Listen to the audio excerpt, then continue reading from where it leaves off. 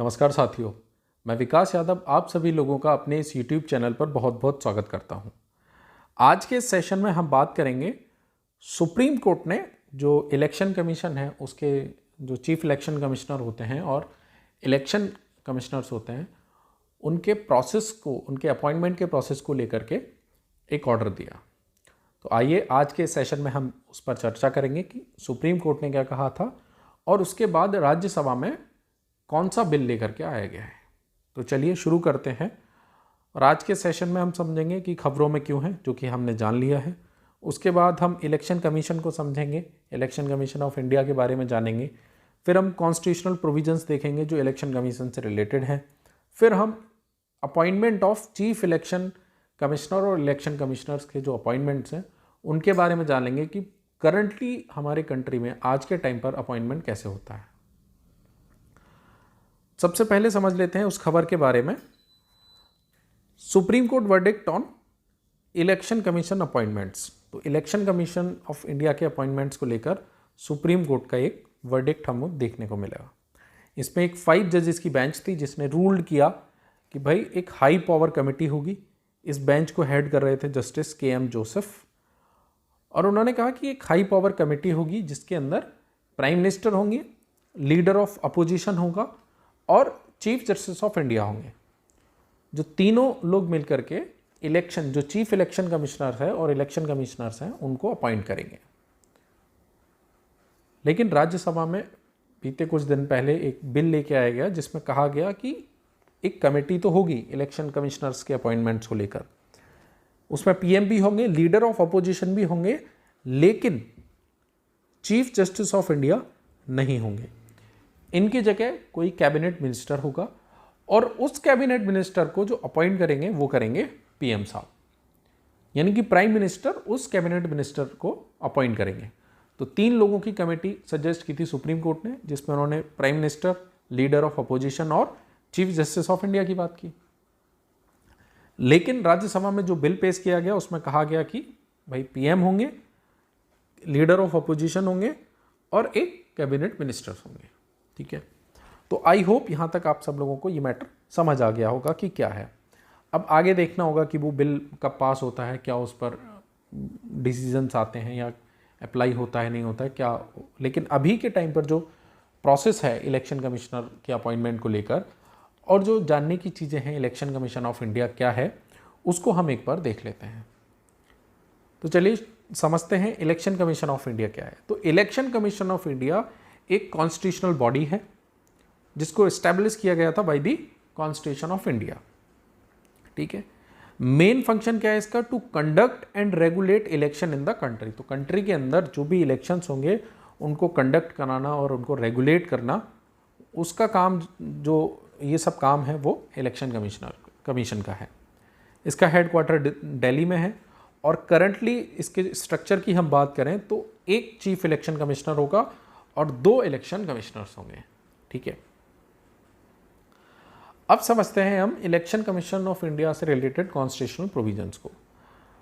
Part 15 of Indian constitution election commission से related जो provisions हैं उनको आर्टिकल 324 से लेकर के आर्टिकल 329 तक मेंशन किया गया है। सबसे पहले हम बात करते हैं आर्टिकल 324 की। Article 324 provides the power of superintendence, direction and control of the electoral roll and also the conduct of the election to the parliament. State legislature, the office of president and vice president of India shall be vested in the election commission. तो election commission जो है वो क्या करेगा? जो parliament का election है, state legislature के इलेक्शन है या ऑफिस ऑफ प्रेसिडेंट का इलेक्शन या फिर वाइस प्रेसिडेंट का इलेक्शन है, तो उसको कंट्रोल और उसको जो भी डायरेक्शन है, सारी चीज़ें जो इलेक्शन कमीशन के हाथ में होंगी उससे रिलेटेड। साथ ही आर्टिकल 324 जो है वो इलेक्शन कमीशन में जो उसके कंपोजिशन से रिलेटेड और जो इलेक्शन कमिश्नर होंगे उनके अपॉइंटमेंट से रिलेटेड, उनके टेन्योर और उनके रिमूवल से रिलेटेड बात भी करता है। तो चलिए समझते हैं कि अपॉइंटमेंट ऑफ इलेक्शन कमिश्नर्स कैसे होता है। सबसे पहले अब इलेक्शन कमीशन आर्टिकल 324 में कंपोजिशन, अपॉइंटमेंट, रिमूवल और टेन्योर की बात की गई है। सबसे पहले कंपोजिशन की बात करते हैं। तो कंपोजिशन में एक चीफ इलेक्शन कमिश्नर होगा और 2 इलेक्शन कमिश्नर होंगे। अगर हम बात करें अपॉइंटमेंट की, तो अपॉइंटमेंट कौन करेगा? प्रेसिडेंट करेगा, ठीक है, चीफ इलेक्शन कमिश्नर को और उसके बाद फिर इलेक्शन कमिश्नर्स को। नेक्स्ट है रिमूवल। तो इनका रिमूवल कैसे होगा? The condition of the chief election commissioner can be removed from his office in the same manner and on the same grounds as a जज ऑफ द सुप्रीम कोर्ट। ठीक है, तो जिस तरीके से सुप्रीम कोर्ट के जज को रिमूव किया जाता है तो वही प्रोसेस अपनाया जाएगा, वही तरीका इस्तेमाल होगा और वही ग्राउंड्स को कंसीडर किया जाएगा जो सुप्रीम कोर्ट के जज को रिमूव करने के लिए किया जाता है। ठीक है। The condition of the service and tenure of the office of the election commissioner or the regional commissioner shall be determined by the president. तो जो प्रेसिडेंट ऑफ इंडिया होंगे वो इनके टेन्योर को, इनके जो कंडीशंस ऑफ सर्विस हैं उनको डिटरमाइन करेंगे।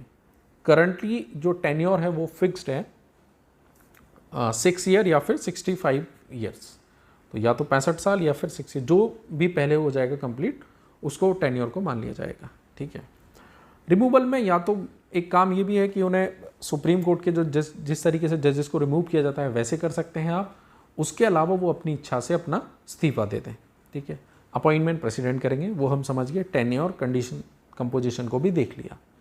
ठीक है। अगर हम बात करें जो स्टेट इलेक्शन कमीशन है उसके अंदर जो अपॉइंटमेंट है वो कौन करता है? तो वो भी जो इलेक्शन कमिश्नर्स हैं उनका अपॉइंटमेंट भी प्रेसिडेंट के द्वारा किया जाता है with the consultation of election commission. ठीक है। नेक्स्ट हम बात करते हैं आर्टिकल 325।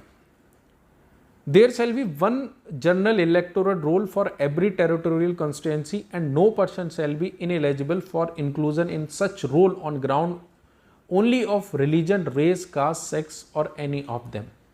ठीक है। तो ये 4 ग्राउंड हैं, रिलीजन, रेस, कास्ट और सेक्स। इनके ग्राउंड पर किसी भी व्यक्ति को उसके इलेक्टोरल रोल में पार्टिसिपेट करने से वंचित नहीं किया जा सकता। ठीक है। आर्टिकल 326 बात करता है कि the election to the parliament and the state legislature are to be held on the basis of adult suffrage. यानी कि जो इलेक्शन होगा पार्लियामेंट का या स्टेट लेजिस्लेचर का वो किसके बेस पे होगा? एडल्ट सफरेज के बेस पे। अब एडल्ट सफरेज क्या होता है? Every person who is a citizen of India and who is not less than 18 year of age and also is not otherwise disqualified has a right to registered as a voter. तो जो व्यक्ति है वो कौन होना चाहिए? Citizen होना चाहिए इंडिया का, 18 साल की उसने आयु कंप्लीट कर ली हो अपनी। ठीक है। और उसको डिस्क्वालीफाई नहीं किया गया हो इस बात से कि रजिस्टर्ड एज अ वोटर से। ठीक है।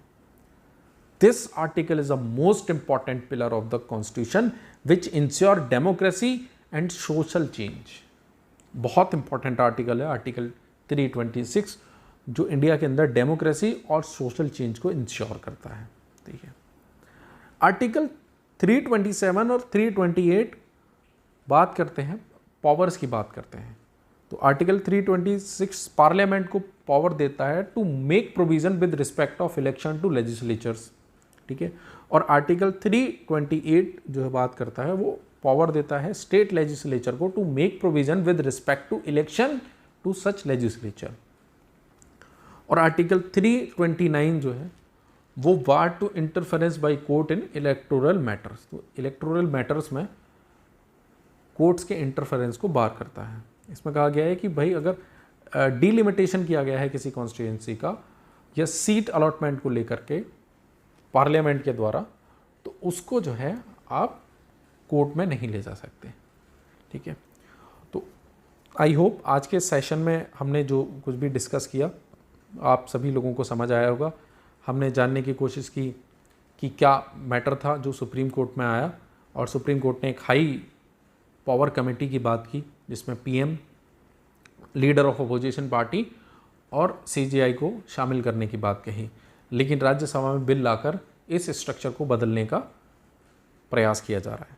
साथ ही हमने इलेक्शन कमीशन के बारे में समझा और उसके बाद कॉन्स्टिट्यूशन से रिलेटेड जो प्रोविजंस हैं जो इलेक्शन कमीशन की बात करते हैं 324 से लेकर के 329 तक, उनके बारे में हमने जाना। ऐसे ही और इन्फॉर्मेटिव वीडियोस के लिए आप चैनल को सब्सक्राइब करें, लाइक करें और शेयर करें। धन्यवाद। जय भारत, जय विश्व।